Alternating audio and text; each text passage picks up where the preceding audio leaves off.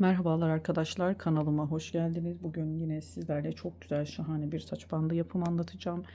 Şu anda göstermediğim nedeni daha yani ben önceden bir tane yaptım ama yarım tam tamamlanmamış olduğu için çalışıp birkaç kez sayılarını da ayarlayıp öyle çalıştım. Şimdi sizlerle tamamını birlikte öreceğiz. Verdiğim sayılarla güzel bir saç bandı. Zaten profilimde, Instagram'ımda da paylaştım. Gördüğünüz gibi muhteşem bir saç bandı oluyor. Hemen malzeme bilgisini vermek istiyorum. Yine koton bir ip kullandım. Şöyle şu rengi merak edenler için göstermek istiyorum. Renk numarasını, çok tatlı bir renk. Bu, daha önce bununla bandana yapmıştım. Çok sorulan bir renkti. Ben bunu yeni uzun zamandır tuhafiyede bulamıyordum bu numarayı. Şöyle bakarsanız ekran resmi ses alarak özellikleri de burada yazıyor. İpin ve renk numarası. Dediğim gibi bu şekilde bir ip kullandım.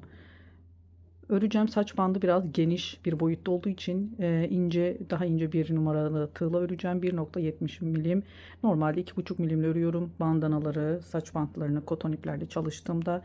Ama bu saç bandı danteli örgüsü geniş olduğu için bir tık daha küçük olması adına tığımı incelttim. Çok da rahat örülüyor bu tığla da. Siz ama yine elinize hangi tığ rahat geliyorsa onunla da örebilirsiniz. Ben zaten çok seviyorum daha geniş örgü saç bantlarını. Hemen başlıyoruz. Şöyle zincir çekerek başlayalım. Toplamda 107 tane zincir çekeceğim arkadaşlar. 2 3 4 5 6 7 8 9 10 11 12 13 107 zincir çekelim. Evet, zincirimi çektim. 107 adet zincirimi. Hemen tığımı ipimi bir kez doluyorum. 1 2 3 4 5 6 7 8 9. zincir içerisine ikili trabzan yaptım.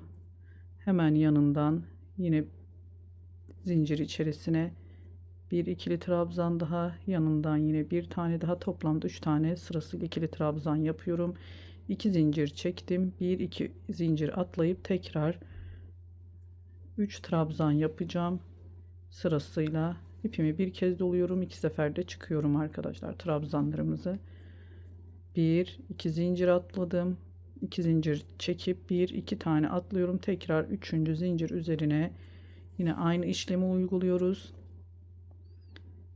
Elimi çok gevşek tutmuyorum arkadaşlar. Oldukça sıkı örüyorum. Dediğim gibi geniş bir saç bandı olduğu için örgüsü modeli çok gevşek yapmayın. 2 zincir çektim. Yine 1 2 tane zincir atlayıp üçüncüye tekrar 3 tane üçlü trabzan öreceğiz.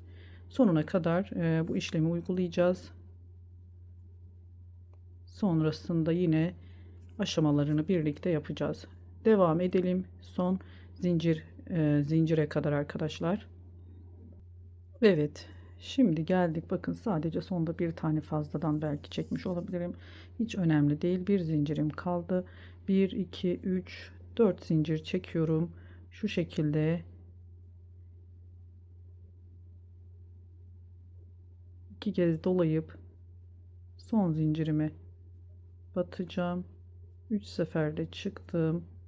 Bir boşluk oluşturdum. Aynı baştaki gibi buraya da bir boşluk yapmış olduk. Ne yapıyoruz? Şimdi tekrar 2 3 4 zincir çektim. Şimdi 3 kez tığıma ipimi doluyorum. Burada önce 2, sonra 2, sonra 2. Tekrar 3 kez doluyorum. Önce 2, sonra 2, tekrar 2, kalan 3 ilmeğimi birlikte kapattım. 1 2 3 4 5 6 7 zincir çektim. Tekrar 3 kez doluyorum. Aynı boşluğa önce 2, sonra 2, 3 sefer çıktım. Tekrar 2 ilmek kaldıktan sonra 3 kere doladım. 2 2 2 3 ilmeğim kaldı. Tekrar yine aynı işlemi uyguluyoruz. 2 2 çıktık. Kalan 4 ilmeğimin hepsini birlikte kapattım. Şimdi 9 zincir çekeceğiz arkadaşlar. Burada 7 idi. 2 3 4 5 6 7 8 9, kapattığımızda birlikte 9 zincir. Yine aynı 3 kez doluyorum. Bu tarafa yine bu şekilde 3 sefer çıkarıp 2 ilmeğimi bırakıyorum. Tekrar 3 kez doladım.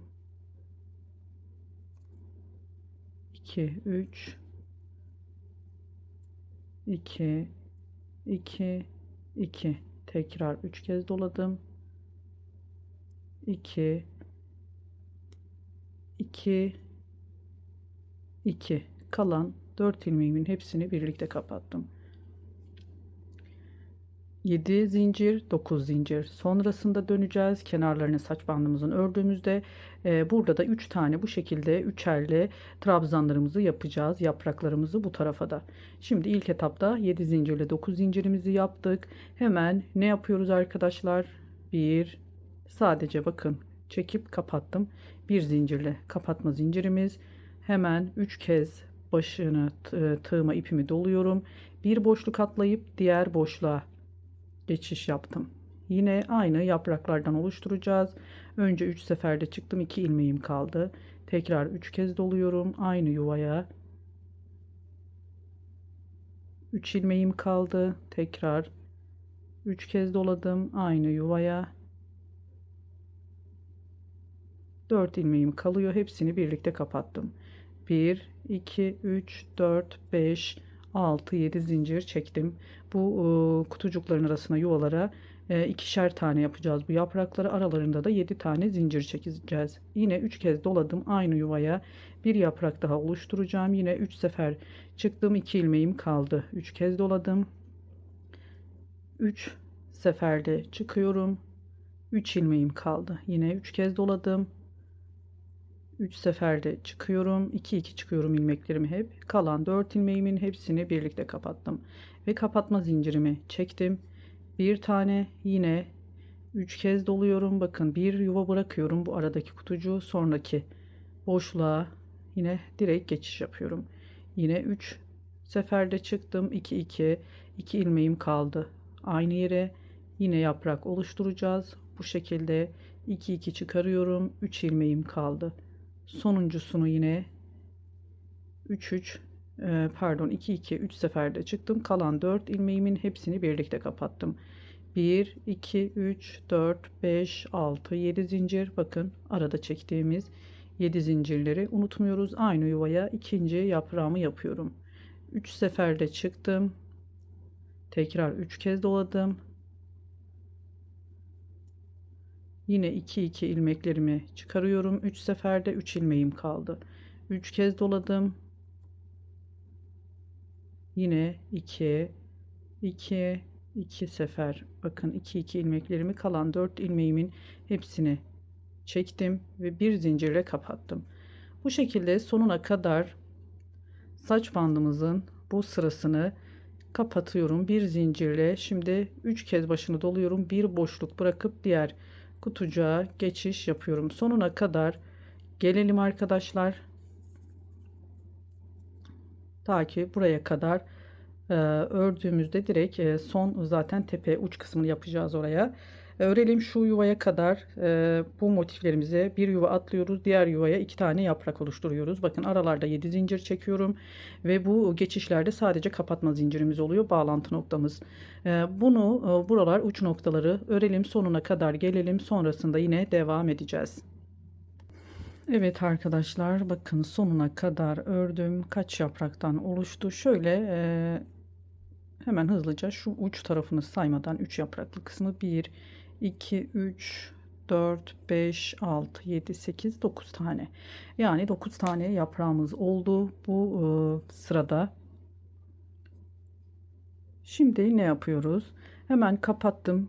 Kapatma zincirimi yaptım. Bir tane yine 3 kez doluyorum ve sonda bu ilk başta başlarken 9'uncuya batmıştık. O yuvamız bizim yine aynı yapraklarımızı oluşturuyorum. Bu boşluğa geçtim. Buralar en tepeler olacak. 2 2 çıkıyorum. Yine tığımda bakın 3 ilmeğim kaldı.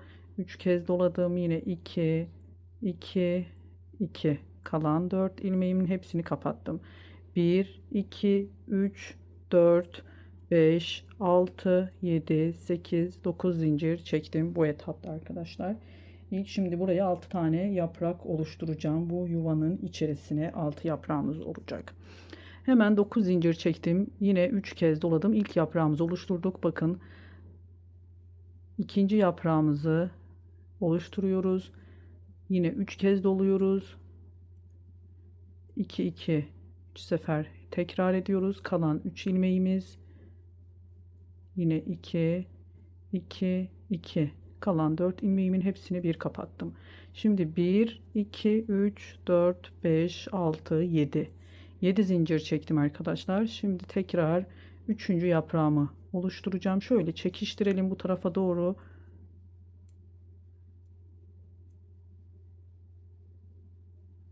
Üçüncü yaprağı oluşturuyorum. Kalan 4 ilmeğimin hepsini kapattım. Yine 1 2 3 4 5 6 7 8 9 zincir çektim. Tekrar aynı yuvaya dördüncü yaprağımı yapıyorum.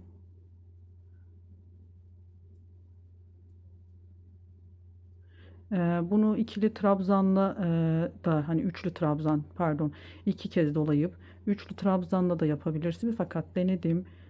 Ee, Orta kısmı kastığı için arkadaşlar en ideal en güzeli yani bu oldu. Bu şekilde dörtlü trabzanlarla.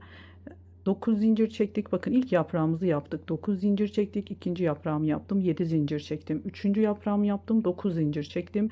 Dördüncü yaprağımı yaptım. Şimdi tekrar 7 zincir çekeceğim. 4, 5, 6, 7. Beşinci yaprağımı yapıyorum. Bura kafa karışıklığı olmasın. En uç noktalar bandanamızın baş tarafları olduğu için bu şekilde ayarlamamı yapıyorum. Hani olması gereken bu 9-7 zincir olarak. Şimdi son 9 zincirim arkadaşlar. 6. yaprağımdan önceki zincirimi çekiyorum. Araya 3, 4, 5, 6, 7, 8, 9. Son yaprağımı yapıyorum bu yuvaya. 6 yaprak toplamda olmuş olacak. Yine diğer tarafta 3 yaprakla başlamıştık ya. Şimdi dönüşte sonunda da o 3 yaprağımızı bu tarafına yan tarafına şimdi geldiğimizde göreceksiniz. Oraya da aynı işlemi uygulayacağız. Burada ne yaptıysak. Kalan 4 ilmeğimi kapattım. Bakın 1, 2, 3, 4, 5, 6 tane yaprak oldu buraya. Tam tepe noktası yani bağcığımızın denk gelecek olan kısmı bunlar da yan. 9, 7, 9, 7, 9 zincir şeklinde olacak. Yani başlarken 9 yaptık. Yapraktan sonra en sonu da 9. Tam tepeye 9. Şöyle iki yana da 7'şerlik aralara zincirlerimizi yaparak geldik. Hemen kapatma zincirimi yaptım bir tane. Şimdi yine 3 kez dolayarak bakın bir boşluğu atlıyoruz zaten buradaki yuvamızı. Yine aynı iki yaprağımızı oluşturduğumuz yuvamızın tam karşısına yine denk gelecek yapraklarımızı oluşturacağız. Bu şekilde bu sırayı devam ettireceğiz. Sonuna kadar diğer başa geleceğiz. Sonrasında aşamalarımızı ilerleteceğiz. Şimdi arada ne yapıyorduk? Bu iki yaprak aralarında 7 tane zincir çekiyorduk arkadaşlar. 7 zincir çektim. Tekrar aynı yuvaya bir yaprak daha oluşturuyorum. Buraları zaten anladık. Hızlıca size sadece göstermek için karşısına yine aynı işlemi uyguluyorum. Kalan 4 ilmeğimi kapattım. Yine bir zincir kapatma zincirimi yaparak diğer bakın bir kutu atlıyorum. 2 yaprağımı bu tarafta yaptım. 2 yaprağımın boşluğuna yine aynı yuva içerisine geçiş yapıyorum. Bu şekilde sonuna kadar devam edelim. Bakın 2 yaprak bu tarafta, 2 yaprak bu tarafta. Aynı şu boşluklara yapraklarımızı yapacağız. Burada ne yaptıysak yine sonuna bakın burada 3 yaprağımızı yapmıştık. Bu sonundaki yuvaya geldiğimizde tekrar 3 yaprak daha yapıp saç bandımızın orta kısmını bu sırayı tamamlayacağız. Şimdi devam edelim. Evet bakın buraya kadar geldik. Ortası saç bandımızın ortası oluştu. Çok güzel bir görüntü oldu. Hemen son iki yaprağımı yaptım yuva. Şimdi bir zincir kapatma zincirini yaptım. 3 kez başını yine doluyorum. Bakın buradakini atlayıp 3 yaprak yaptığım başladığım yer buraya diğer başına direkt geçiş yaptım. Yine aynı şekilde buraya da yaprağımı oluşturuyorum. Bu sırada hep bu şekilde trabzanlarımız 4 seferde, kalan 4 ilmeğimi birlikte çıkarıyorum. Hep 3 kez dolayarak yapacağız trabzanlarımızı arkadaşlar. Şimdi ilk yaprağımı yaptım bu tarafta. 2, 4, 5, 6, 7, 8, 9. Nasıl burada yaprağımızı yaptıktan sonra ilk 9 zincir, 7, 9, 7, 9 diye oluşturduysak, şimdi 9 zincirimizi çektim. Yine 3 kez doluyorum. Sıradaki zaten karşı tarafta yarısını yapmıştık biz başlangıçta. Burada da 3 yaprak yapacağız. Zincirlerimizi oluşturduk. Hemen üçüncü yaprağımı yapıp hepsini birlikte kapattım. 1, 2, 3, 4, 5, 6, 7. 9 zincirden sonra 7 zincirimiz olacaktı. Şimdi son yaprağımı yapıyorum. Yani buradan üçüncü, ama yanda başlarken 3 yaprak yapmıştık. 6. yaprağımızı tamamlıyoruz artık.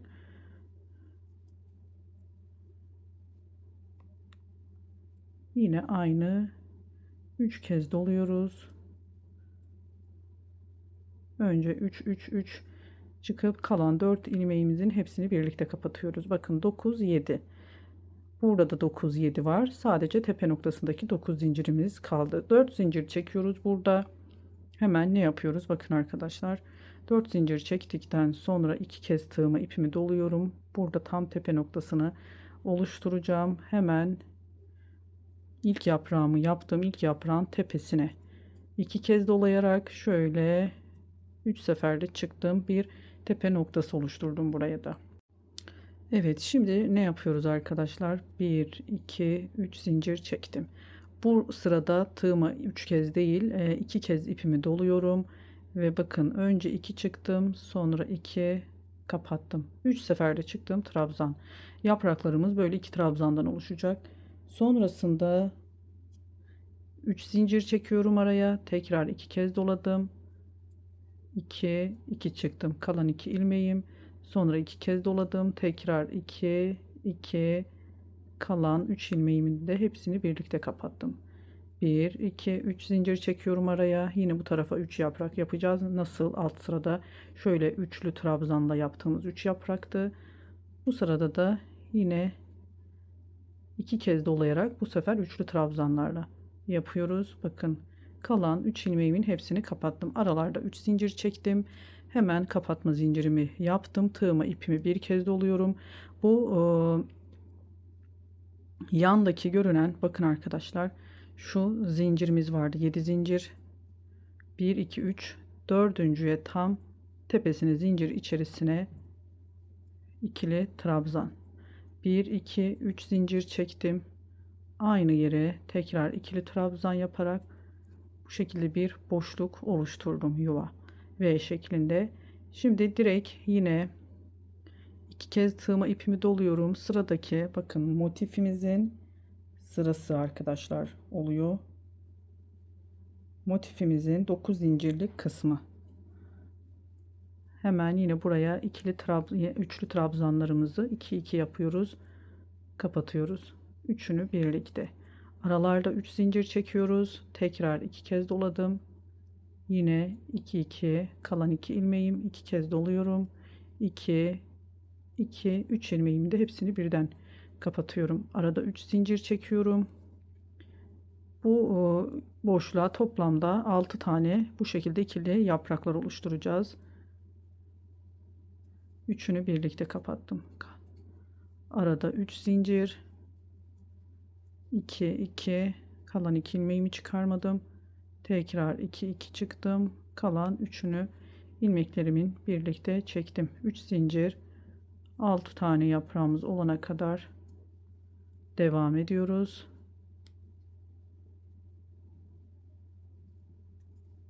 Bakalım, 1 2 3 4, bir tane daha yapacağız. 6.'yı yapıyorum şu anda.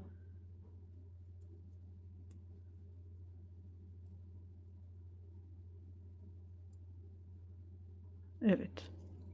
Şimdi ne yapıyoruz? Kapatma zincirimi yaptım. Bakın 6 tane yaprak oluştu.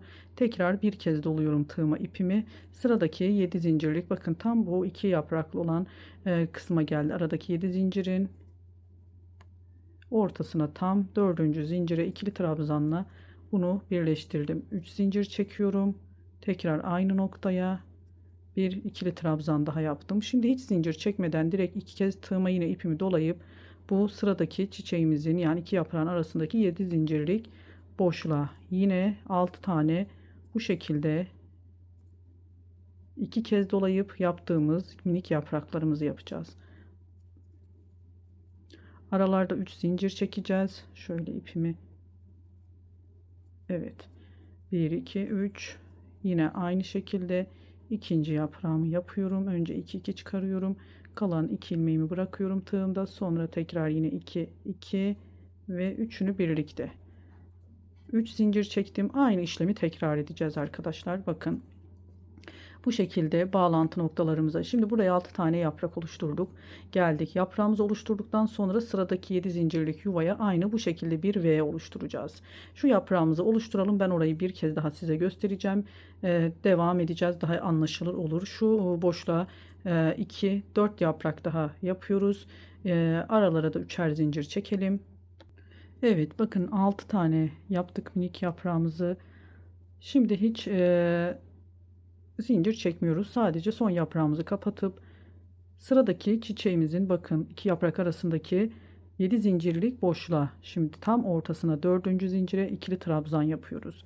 1 2 3 zincir çektim. Yine aynı noktaya bir ikili trabzan daha yapıp bir V oluşturdum. Aynı burada yaptığım işlemi, yani bir 7 zincirlik boşluğa bunu yapıyoruz. Sonrasında 6 yapraklık kısma geçiyoruz. Şimdi direkt hiç zincir çekmeden bakın sıradaki 7 zincirlik boşluğa yine 6 tane bu şekilde yaprak oluşturacağız. Bir V oluşturacağız. Bir sonrakinde şimdi 6 yaprak oluşturacağız. Buraya da bir V oluşturacağız. 6 yaprak, bir V, 6 yaprak, bir V. Bu şekilde sonuna kadar gelelim arkadaşlar. Bu sırayı da tamamlayalım.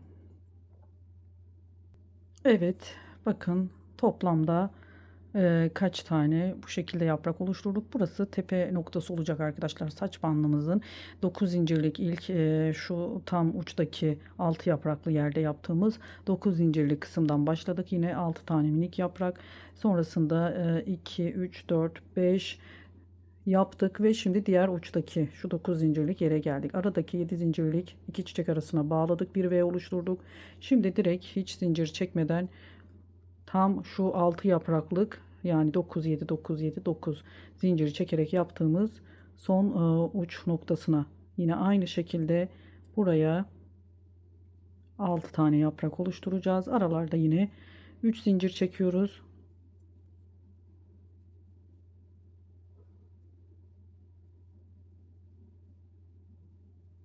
Üçünü kapattım.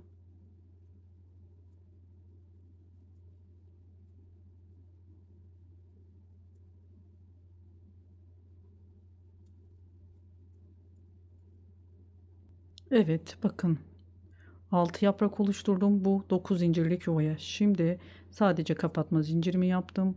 Yine yanındaki 7 zincirli olan dördüncü zincir kısmına yine bir V oluşturacağım. 3 zincir çektim. Yine aynı noktaya bakın ikili trabzanla bir V oluşturdum. Yine bakın tepe noktamız burada 9 zincirlik kısım.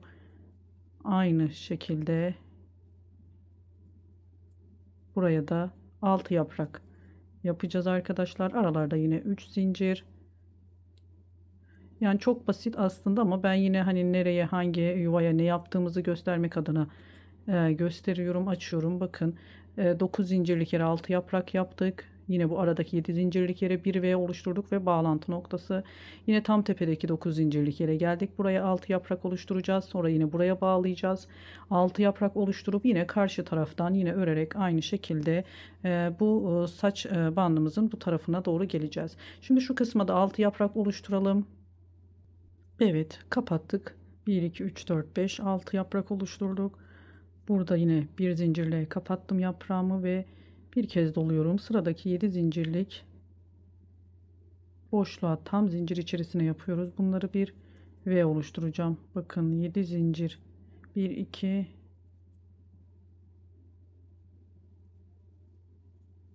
ortayı bulalım.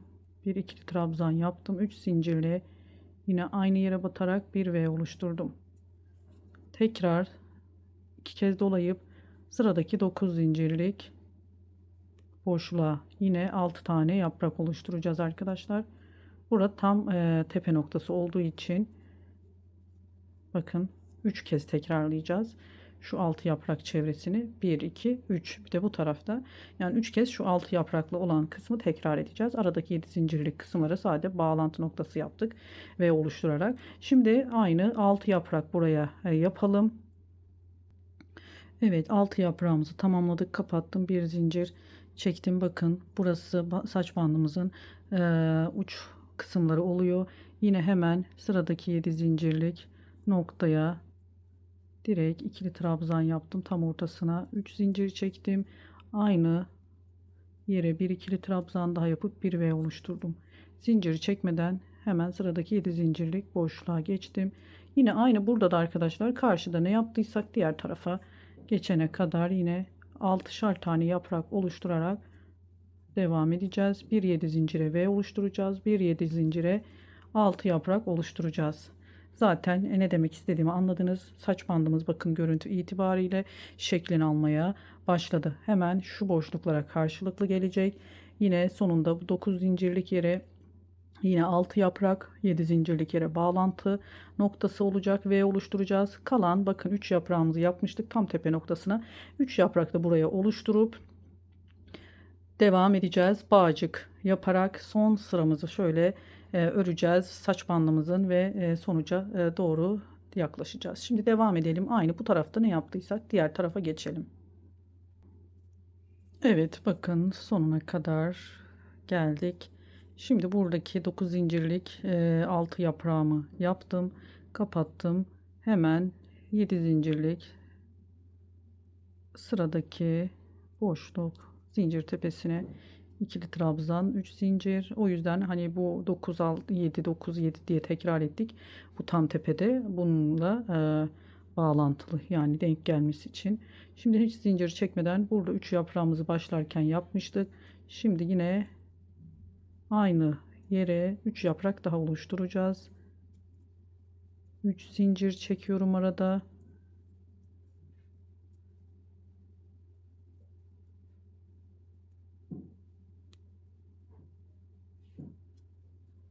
Tekrar son yaprağımı yapacağım.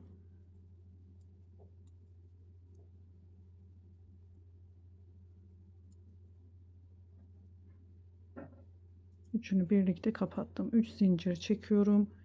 İlk yaptığım yaprak tepesine kapattım arkadaşlar. Şimdi ne yapıyoruz? Şu ortayı zincir içerisine şöyle batarak daha sağlam, sağlıklı olur. Doluyoruz. 3 zincirdi zaten. Tam tepe noktayı kaydırma ilmeğiyle geldim arkadaşlar. Orta noktayı bulmayalım arkadaşlar. Şöyle yapacağım. Tekrar şu aradaki 3 zincirlik kısmı, yani 3 yaprak yaptıktan sonra burayı geriye söktüm. Şöyle bakın, sadece kapattım. Bir zincirimi yapıyorum. İpimi bir kez dolayıp tam yaprak tepesine, ilk yaptığım yaprak tepesine ikili trabzanla geçtim. Buradaki boşluğu, 3 zincirlik boşluğu bu şekilde oluşturduk. Şimdi önce bir bağcık oluşturacağım. Sonrasında kenarlarını, bağcığımızı yaptıktan sonra saç bandımızın kenarlarını öreceğiz. Yine ölçerek şöyle bakmak istiyorum. Yine 50 adet bir bağcık uzunluğu ideal, yeterli olacaktır. 50 tane 55 tane zincir çekebilirsiniz. 4 5 6 7 8 9 10 11 12 13 14 15. Ben 55 adet zincir çekeceğim. Sizler de zincirlerinizi çekin. Evet, hemen 55 adet zincirimi çektim. Şöyle 1 2 3 4 ayarlayıp geldim. 6. 1 2 3 4 5 6. zincir içerisine 2 kere dolayıp ipime yine 2 2 çıktım. Tekrar 2 kere doluyorum. Aynı noktaya 2 2 çıktım. 3 kaldı. Tekrar 2 kez doluyorum. Aynı noktaya 2 2 çıktım. Kalan 4 ilmeğimin hepsini birlikte kapattım. 1 2 3 zincir çekiyorum arkadaşlar. Hemen şu kapattığım noktaya kaydırma ilmeğiyle batarak bir pıtırcık oluşturdum. 1 2 3 4 5 zincir çektim ve buraya yine dibine kaydırma ilmeğiyle geçiş yaparak burada bir yaprak oluşturdum. Hemen sırasıyla düz tarafından kaydırma ilmekleriyle aşağıya doğru iniyoruz. Bağcığımızın bu taraftaki bölümünü tamamlıyoruz. Uç kısmına ben böyle bir yaprak olsun istedim. Şu sonuna kadar kaydırma ilmekleriyle örelim.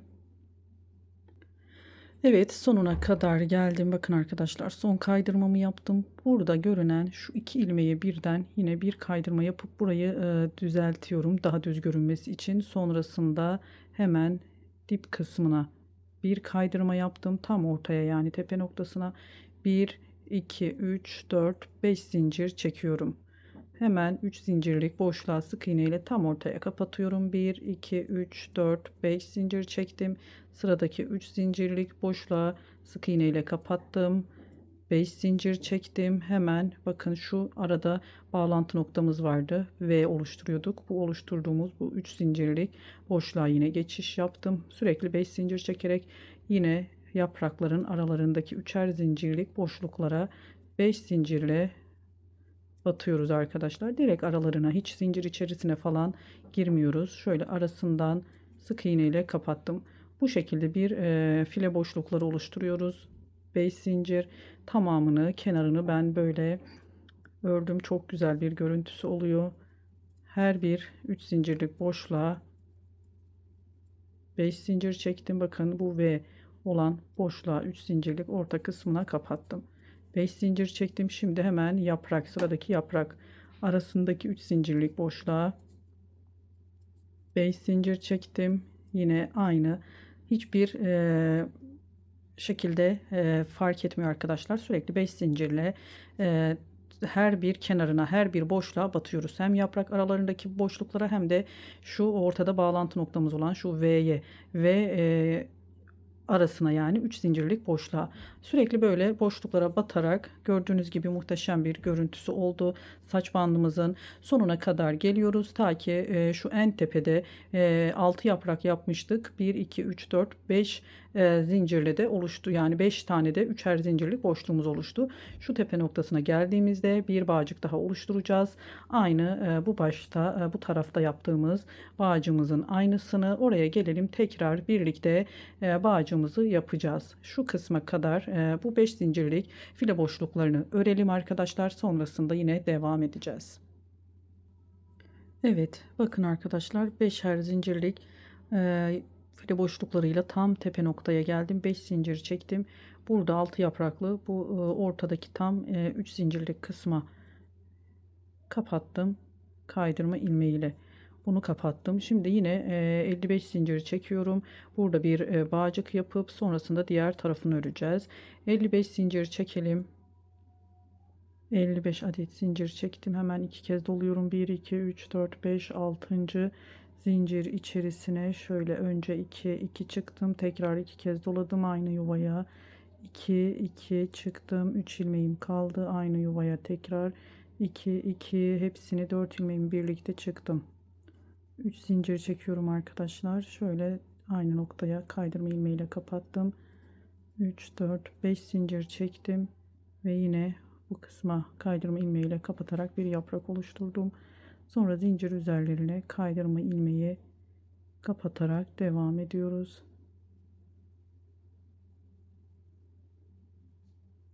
Kaydırma ilmeği sonuna kadar örüyoruz. Evet, sonuna kadar geldim. Son kaydırma ilmeğini yaptım ve burada aynı yuvaya bağlantı noktası oluşturdum. 1 2 3 4 5 zincirle yine devam ediyoruz. 1 2 3 4 5 aralardaki boşluklara 1 2 3 4 5 3 zincirlik, bakın, V olan kısmı atlıyorum direkt. 5. Şimdi yaprak aralarına. Yine bu tarafta da aynı, karşıda ne yaptıysak aynı burayı da örelim sonuna kadar, saç bandımızı tamamlayalım. Bakın arkadaşlar, şu şekilde muhteşem bir görüntüsü var. Henüz ütülenmemiş haliyle, ütülendiğinde eminim daha da güzel bir görünüme sahip olacaktır. Ben de sizlerle birlikte örüyorum şu anda, yani tamamını, sonucu sizlerle birlikte yapıyorum. Hemen şu kısma kadar gelelim. Son 5 zincirlik boşluğumuzu burada şu boşluğa batarak oraya geldiğimizde zaten göstereceğim. Devam edelim. Evet, şöyle sonuncuyu yaptığım 5 zincirle tam şu bağcığımızın birleştiği noktaya içerisine kaydırma ilmeğiyle kapatıyorum. Bir zincir çekiyorum ve ipimi kesip ister iğneyle ister tığla gizleyip burada bu görüntüyü düzeltelim arkadaşlar. Bakın, hemen bir ütü yapıp geleceğim. Aradaki farkı sizlerle birlikte ben de göreceğim. Evet arkadaşlar, bakın ütülediğim geldim. Muhteşem bir görüntüsü var. Ben bayıldım bu saç bandına. Harika bir görüntüye ulaştık. Bu kadar da yani basit yaptığımız gibi. Şimdi bakın uç noktaları, ben bunu sizlerle kısa bir ölçüsünü paylaşacağım. Bu yetişkin boy için arkadaşlar ideal bir uzunlukta. Yani şu örgü kısmı. Eğer bu düşünürseniz daha kısa olduğunu, hani arkadan rahat daha büyük olsun istiyorsanız bağcık kısımlarından uzatmanızı tercih ediyorum. Örnek veriyorum, 55 değil de 70-80 zincir çekerek şu bağcıklarını uzun tutarak gayet rahat. Çünkü zaten en olarak geniş bir saç bandı olduğu için de bu kalınlık ideal, çok ense kısmına kadar gelmesine gerek yok. Yetişkin boy için çok ideal bir sayı. Daha küçük çocuklar için yapmayı düşünüyorsanız da bunu, örnek veriyorum, şu uç kısımları bunun bağlantılı motiflerle, yani biraz da nasıl diyeyim, sayılarına dikkat etmeniz gereken bir saç bandı. Bunda şu arada bir motif daha eksik olmasını istiyorsanız, daha küçük 100, biz bunu kaç başlamıştık? 107 zincirle. 107 zincir değil de 87 zincirle başlayacaksınız arkadaşlar. Bir tık daha, yani bir motif daha şöyle küçük olsun istiyorsanız, şu arada eksik yapmak istiyorsanız 107 değil 87 zincir yaparak bu motiflerin bir eksik olarak başlayarak küçültebilirsiniz. Yine aynı şu baş kısımlarının denk gelmesi için. Bu kadar da arkadaşlar, bir videomuzun daha sonuna geldik. Muhteşem bir saç bandı elde ettik. Yine bilmiyorum, şu anda benim çok kafam karışık olduğu için başka yerlerde nerelerde kullanılır bu örgü modeli, onu da artık size bırakıyorum. Örgü bilenler için de fikir olur. Başka bir videoda görüşmek ümidiyle. Hoşça kalın. Allah'a emanet olun.